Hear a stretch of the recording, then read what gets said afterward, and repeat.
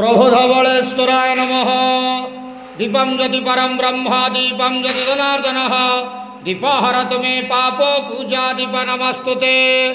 बाबा धवलेश्वर महाप्रभु संसार सुखी रख। आज पवित्र श्रावण मासर प्रथम सोमवार प्रतिपदा तिथि रे समस्त भक्त मानकर मनस्कामना पूर्ण कर। समस्त भक्त मानक आशीर्वाद कर। कर्म क्षेत्र उन्नति कर। ग्रहरिष्ट मान खंडन कर। बाबा धवलेश्वराय नमः। बाबा धवलेश्वराय नमो नमः। प्रभु नमः शिवाय संताय करणाय त्रिविताय जटाधराय हर हर महादेव शिव शंभो महाप्रभु धवलेश्वराय नमो नमः। संसार सुखी रखंतु आनंद गेवार हरि बोलो।